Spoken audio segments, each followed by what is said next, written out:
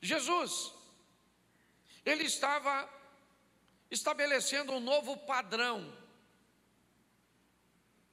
E o novo padrão que ele está estabelecendo tem a ver com simplicidade, tem a ver com a quebra de protocolos. Quando Jesus chega para atender e para lidar com as pessoas, o modelo religioso da época era totalmente oposto ao que ele busca oferecer agora. Não havia burocracia com Jesus. Ele era aquele que era capaz de dizer aos seus discípulos: evite o cordão de isolamento para que as crianças possam chegar, deixa vir a mim. Dificilmente um rabino aceitaria perto dele uma criança, uma mulher. Jesus começa a facilitar as coisas. E quando ele começa a facilitar, ele começa a oferecer acesso às pessoas que antes não tinham acesso. Isso, por um lado, acaba sendo muito bom, muito produtivo, muito benéfico, porque um número muito maior de pessoas vão poder ser atendidas. Mas isso também começa a ser prejudicial para ele em si e para muitas pessoas que às vezes saem de casa ou saíam de casa para ter um encontro com Jesus sem precisar de nada, apenas por curiosidade. E essas pessoas acabavam ocupando lugares de outras que tinham necessidade. O texto que eu usei com vocês, ele é um momento que Jesus cura um leproso. E quando ele cura esse leproso, ele diz ao leproso: olha, você vai e mostra ao sacerdote, você faz o sacrifício. O que Jesus está dizendo é: cumpra a burocracia, que vai ser desfeita depois que o véu for rasgado. Mas ele dá uma instrução: vá, mas não conte para as pessoas o que eu fiz. Não diga para elas que eu te curei. Evite falar disso. Mas o texto diz que ele, porém, sai, ele diz para todo mundo. Para ele está feliz, é verdade, que ele foi curado. Para ele está proclamando o que Jesus está fazendo. E pode ser olhado por esse prisma, por essa ótica. Porém, ele está criando um sério problema para Jesus. Quando Jesus dizia para as pessoas: não contem o que eu fiz por você, é porque ele sabia que se isso tornasse público, está lá. Por causa disso, Jesus não podia mais entrar publicamente em cidade nenhuma. Agora, Jesus tinha que ficar meio que isolado, escondido. Ou seja, o acesso e a facilidade que ele trabalhava para obter acabou sendo prejudicado por causa do comportamento de algumas pessoas. E quando nós vamos olhar isso, eu quero mostrar essa simplicidade, porque se tornou tão simples que acabou ficando complicado. Ao longo da história, como ele quer agir, como ele quer fazer, como ele quer se relacionar, foi algo tão simples que ele veio ensinar, que algumas pessoas, para se beneficiar, me parece, de uma simplicidade que ele oferecia, de um caminho direto, essas pessoas então começaram a complicar novamente, para estabelecer dificuldade para que as pessoas se relacionassem. Quando nós vamos olhar para essa situação, coloca o capítulo 2, o verso 1. Capítulo 2 de Marcos, verso 1. Poucos dias depois do fato ter acontecido, tendo Jesus entrado novamente em Cafarnaum, o povo ouviu falar que ele estava em casa. Então muita gente se reuniu ali, de forma que não havia lugar nem junto à porta, e ele lhes pregava a palavra. Esse é o texto que vai falar da cura do paralítico, daquele homem que desce pelo telhado porque não tinha vaga na porta. A tônica da minha mensagem hoje tende a criar uma linha acessível, mostrar para você que independente de quem você seja, independente do que as pessoas pensam a seu respeito, independente, né, de como você se veja, Deus tem um propósito. Qual é o propósito? Facilitar a sua proximidade para com Ele. E para isso, Ele enviou o Jesus. Nós vamos ver que acabou se tornando muito difícil por causa de uma questão, mas antes eu preciso te mostrar como as coisas ficam fáceis com Jesus. Um Deus que quer estar perto, um Deus que quer proximidade, um Deus que quer ser amigo e Deus. Ele só quer que nós saibamos diferenciar os dois tipos de relacionamento. Ele não diz que tem problema de ser nosso amigo.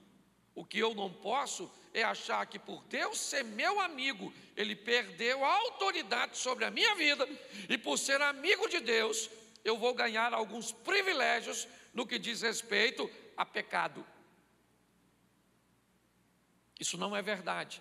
Quando eu me torno amigo de Deus, eu posso ter acesso a coisas que outras pessoas não têm. Eu já mostrei isso aqui no trabalho de manhã, quando Moisés era amigo de Deus e ele pede a Deus para ver a sua glória. Para que Moisés quer ver a glória de Deus? Ele ganhou o que com isso? Nada. Mas o que era essa conversa entre Moisés e Deus? Uma conversa de amigo. Deus disse: ó Moisés, esse é um negócio que quando alguém vê minha glória, morre.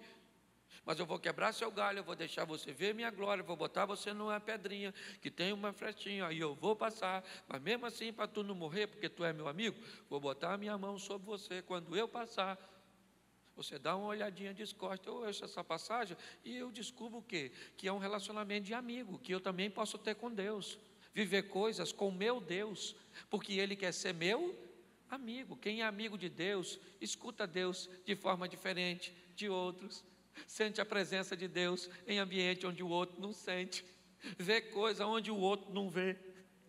Por quê? Por que Deus trata assim com ele? Porque ele não é só servo de Deus, ele é também amigo. Aí a gente já começa a achar: nossa, está falando isso porque quer ser mais espiritual que o outro. Deus falou comigo. Como é que Deus fala? Nunca escutei ele falar: problema seu. Se tu nunca escutou, fala de forma audível. Quem aqui já ouviu Deus falar audível? Assim, levanta essa mãozinha sua. Isso. Quem aqui já viu Deus, ouviu Deus falar lá no seu íntimo, no seu coração? Levanta a mão. Isso. E quem nunca ouviu nada de Deus, também levanta a mão. Então quem são vocês? Eu defini 3 grupos: o que ouve de um jeito, o que ouve do outro e o que é surdo. Deve ser. Eu estou brincando, obviamente. O que eu quero te mostrar é que Deus tem um relacionamento para cada um de nós personalizado. Não use a métrica dos outros para estabelecer a sua. Para de querer que Deus faça na sua vida o mesmo modelo que faz na vida do outro. Um cara, ele chamou para quê? Aí, irmão, tu vai tomar conta do jardim, jardineiro, o Adão. E o outro, tu vai fazer um barquinho, o Noézinho. E o outro, rapaz, tu vai ser pai de uma grande nação, mas não tem filho. Pois é, por isso que eu entrei na sua vida, para fazer essa velhinha sua gerar um menino. Olha que beleza. E o outro mata gigante, e o outro corre até de anão. Isso aí, querido. Ontem eu vi o Subirá pregando, achei o maior barato. Ele estava falando de choro e lágrimas. E aí ele disse que o cara falou para ele que ainda bem que as Sagradas Escrituras diz: quem não chora não mama. Rapaz, eu fiquei impressionado como gente gosta de... Deixa eu falar uma coisa com vocês. É muito importante nós entendermos esse relacionamento personalizado. E eu gosto quando Jesus busca facilitar as coisas. Preste atenção. Ele facilita a vida de uma mulher que tem um fluxo sanguíneo e ela toca nele. Sim ou não? Sim ou não? Um judeu, quando viu o leproso, dizia o quê? Você sabe? O que ele gritava? Impuro, impuro, impuro. E saía de perto. O texto que nós lemos, de Marcos 1, antes do 45, um leproso vem até Jesus. E Jesus toca no leproso. Você consegue entender? Enquanto o outro saía correndo, gritando, ninguém se aproxime dele. Jesus se aproxima dele, toca no cara da lepra e não pega a lepra do cara. O cara é que fica purificado porque Jesus tocou nele. O que Jesus está mostrando é o quê? Tem gente que toca em mim. E tem aqueles que vão achar que não pode tocar em mim. Aqueles que acham que não podem tocar em mim, eu toco neles. Ele entra na casa de um rico, em Lucas 19, o Zaqueu. Mas ele para atender um pobre à beira do caminho, da mesma a Jericó. O propósito dele é facilitar a vida das pessoas. Nós vemos, por exemplo, ele expulsar demônios em Marcos 5. Ele curou um cego em Lucas. Ele ressuscitou pessoas como a filha de Jairo e o filho da viúva. Ele repreendia as tempestades. Note que o que Jesus começa a fazer, inevitavelmente, vai criar um grande problema. Vai chamar a atenção das multidões. Ele pode fazer? Pode. Mas sua popularidade não mudou quem ele era, nem sua essência. Mas a sua popularidade tornou muito difícil o acesso a ele. Por quê? Porque inevitavelmente a sua popularidade trouxe para Jesus todos os tipos de pessoas. Isso pode parecer positivo? Sim. Mas nós vamos ver que a multidão muitas vezes acaba atrapalhando e nós vamos precisar vencer a multidão para alcançar os nossos propósitos.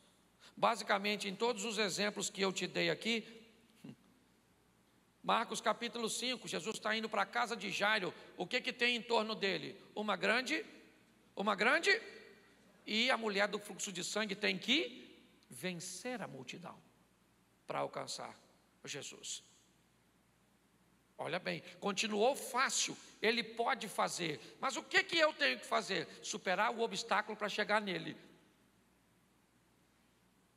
Ele continua fazendo, ele é o mesmo, ele não muda.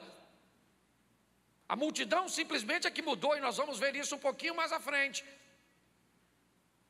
Mas para nós termos êxito é muito importante nós entendermos que vamos ter que superar as multidões. Superar os obstáculos, aquilo que estabelece o distanciamento. Nós vamos ver em Jericó, o Zaqueu queria ver Jesus, mas o que tem lá? Uma multidão. Ele então sobe numa árvore. Em Jericó, o que acontece? Bartimeu quer ter um encontro com Jesus, e o que tem? Uma multidão. Quando Jesus está descendo para libertar aquele menino lunático, aquele menino que tinha um demônio, o que tem ao redor dos discípulos aguardando ele? Uma multidão. Quando nós vemos o texto, Jesus estava em casa em Cafarnaum, na casa da sogra de Pedro, e o que tem lá? Uma multidão. Inevitavelmente nós vamos ter que nos deparar com esse grande obstáculo, a multidão. Aquilo que veio facilitar, que era o acesso fácil, começa a ficar difícil, porque agora fica difícil se aproximar dele. É sempre uma multidão, ele está sempre blindado, não dá para chegar lá. E o texto começa a mostrar que as pessoas que querem, elas dão um jeito, e aquelas que não querem, elas dão desculpa. Quem quer dá um jeito, meu irmão. Quem quer dar um jeito de estudar, de aprender, de melhorar, de fazer. Quem quer dá um jeito. Mas a desculpa é mais fácil do que o jeito. Quando nós vamos olhar para a vida das pessoas, inevitavelmente, hoje eu não sei qual é a sua multidão. Eu sei que ela existe, ela só migrou. Hoje não tem pessoas ao seu redor. Não tem. Mas muitas pessoas usam o celular durante o culto com coisas que não tem nada a ver com o culto. Eu sei que hoje aqui está a sua Bíblia, aqui está a sua agenda, aqui tem tantas coisas, né? Aqui está o seu bloco de notas para você até mesmo anotar o ponto das mensagens, sim ou não? Mas isso faz parte de uma multidão que tenta. Fala sério aqui, quantas pessoas durante um culto já usaram o seu smartphone para consultar a sua rede social? Levante a mão, por gentileza. Até que o número é pequeno. Eu esperava mais. Eu já me peguei. Ué, pastor, você não devia. Eu já me peguei fazendo isso. Eu não sei qual é a multidão que tenta te bloquear, mas você pode ter certeza que vai acontecer. Às vezes você entra num culto como esse e uma multidão de problemas que parece que ficaram lá fora, não ficaram. Ela vem aqui e aquilo está na sua cabeça, girando. Você está ouvindo louvor e estão pregando e aquilo está ao seu redor. Você vai para o seu quarto orar. Pensa, fecha a porta e tenta ficar sozinho. Tenta. Se você não disciplinar a sua mente, você começa a orar, no meio da oração você não lembra o que estava falando.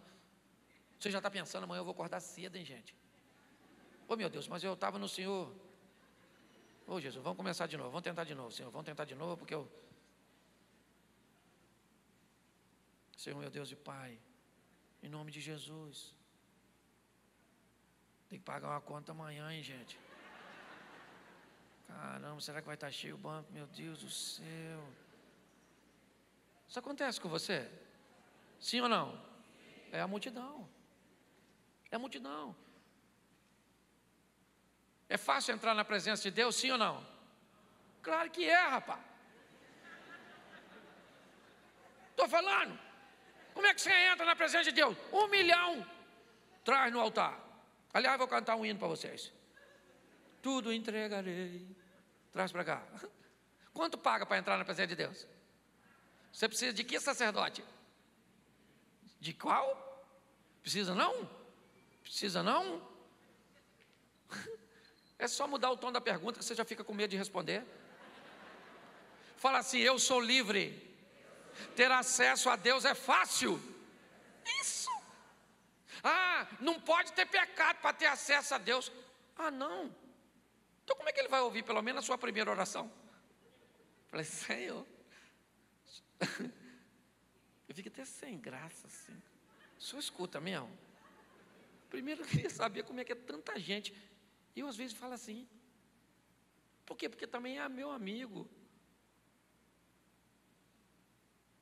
Aliás, Deus é o meu melhor amigo. Aliás, Deus eu acho que no fundo é meu único. Único. Eu fiz uma postagem de uma foto. Estão filmando isso? Vocês viram uma postagem no meu Instagram com a camisa do Brasil na Avenida Paulista? Sim ou não? Você sabe quantas pessoas deixaram de me seguir naquela noite? 63 mil pessoas.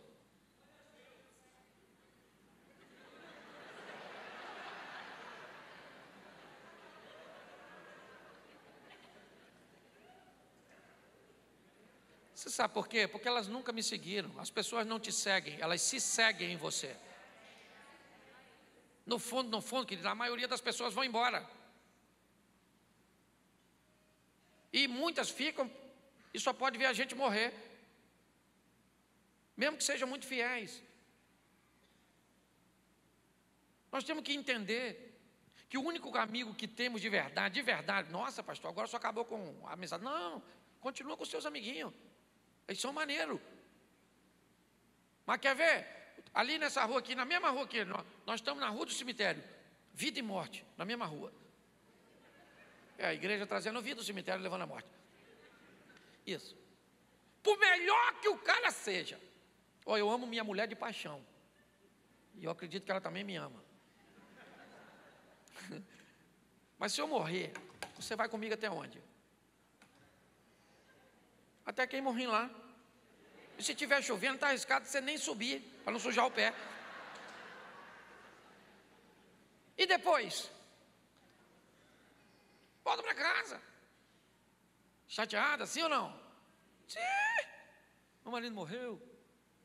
Aliás, é uma das orações que eu mais faço todos os dias. Senhor, não deixe essa mulher ficar viúva. Eu oro por ela todos os dias. Mas dali para frente só tem um que vai, sabe quem é? Pode ser sua mãe, seu pai, seu melhor amigo, sua paixão. Ninguém não vai, gente. Volta chorando para casa. E dali para frente, sabe quem vai? Ele, o nosso amigo de verdade. Aquele que trabalhou a vida inteira e trabalha até hoje para facilitar. Mas está ficando tão difícil, é tanta coisa, nós estamos tão preocupados, tem que ter tanta coisa. Nós precisamos de emprego, nós precisamos de carro, nós precisamos de televisão nova, nós precisamos de tanta coisa que nem vamos levar. Gente, dessa vida, você só leva uma roupa do corpo, que nem é você que escolhe. Sua mulher ainda vai te vestir com aquela roupa que ela mais gostava. Vai, meu filho, vai com Deus. Louvado seja Deus. Deixou o posto vago. A vida é assim. A minha pergunta hoje é muito simples. Jesus é alguém que veio para simplificar o relacionamento, dar acesso a todo mundo. Talvez hoje o diabo está tentando convencer você que você é pior que alguém, que para você não teve jeito, que para você foi isso, foi aquilo. Isso é conversa fiada. É fácil para todo mundo. É fácil. O acesso é fácil. Por quê? Porque ele estabeleceu facilidade. O grande desafio é em que tipo de multidão você está envolvido. Que tipo de encrenca você conseguiu trazer para perto de você, e hoje você está envolvido em relacionamentos incorretos, em pensamentos, em estruturas que começam a preocupar a sua mente, estabelecendo esse ambiente de multidão, onde Jesus está presente, mas você não consegue vencer.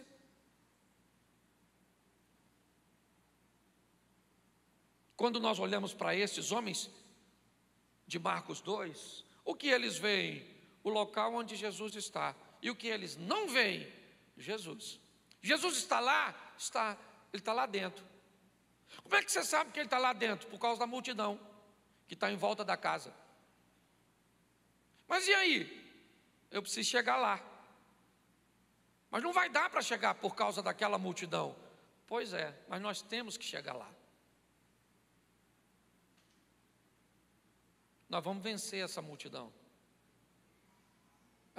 Elas estão, né, ou ela está ocupando os lugares de entrada. Mas nós vamos abrir um buraco no teto e nós vamos entrar com o nosso amigo pelo teto. Mas nós vamos superar a multidão que está lá fora e vamos nos colocar, ou colocar o nosso amigo lá dentro. Eu não sei o que você está enfrentando hoje. Eu só sei que todos nós temos a multidão. Talvez hoje faça parte da sua multidão uma crise familiar. Talvez faça parte da sua multidão uma crise financeira. Talvez faça parte da sua multidão uma enfermidade. Eu não sei. Eu sei que inevitavelmente essa facilidade que Jesus buscou sempre trazer, toque em mim, eu toco em você, se você é rico, se você é pobre, se você está na rua, se você está em casa, se você é desse jeito, se o outro pensa isso sobre você, acha que você deveria morrer apedrejado, vem cá, eu tenho uma solução para você. Eu acho que nós estamos dificultando demais o caminho. É muito importante você olhar para você mesmo e dizer: esse negócio da graça é extraordinário, porque não é por merecimento, é porque Ele é bom, Ele resolveu fazer por mim. Saia daqui hoje, Elisa, vem para cá. Saia daqui hoje com o propósito de vencer a sua multidão. Elas aparecem do nada, trazendo angústia, trazendo tristeza, trazendo solidão, tentando convencer você de que você não tem direito, de que não vai acontecer na sua vida. Isso é muito comum. Eu acho que às vezes acontece comigo para que eu possa conhecer. Tem dia que eu levanto, ela sabe, eu falo com ela e digo: filha, hoje eu estou triste demais. Esses dias eu levei um abraço aqui de um irmão extraordinário, num momento muito difícil. Por quê? Por causa da multidão. Ela vai tentar impedir você de ter um encontro com Jesus. Ela não vai sair da frente. É você que tem que furar o bloqueio. Descubra se você vai achar um ponto de escape numa árvore, num telhado, se você vai ser obrigado a rastejar para tocar nas vestes, se você vai ter que ser capaz de ludibriar os discípulos fazendo a segurança, como a mulher da filha endemoniada de Marcos 7, 24. Jesus entra numa casa, diz que não quer atender ninguém, o sistema de segurança está montado, mas ela fura o bloqueio, vai até lá para ter um particular com Ele. Descubra o que está te separando de Jesus, porque essa foi uma estratégia montada pelo maligno. Hoje não tem gente para separar ele de Jesus, então tem as preocupações, tem as tecnologias, eu vou criar outras demandas. É importante nós entendermos isso, e talvez, enquanto eu estou falando isso, provavelmente agora, sua mente deve estar novamente, certo? Criando uma boa desculpa para te oferecer. Pastor, eu fumo. Pastor, eu ainda bebo. Eu ainda tenho umas coisas para acertar. Eu ainda estou fazendo isso. É uma boa desculpa. Aliás, se não vier do diabo, é sempre, ou não seria sempre uma boa desculpa. Vai haver muitas razões para que você se justifique bem. Essa é a grande verdade. Porque o propósito da desculpa é justificar a dificuldade. É difícil demais ser crente. Crente não pode nada. Como é que eu vou ser crente? Eu tenho que parar de fazer isso, eu tenho que parar de fazer aquilo, eu tenho que começar a fazer isso.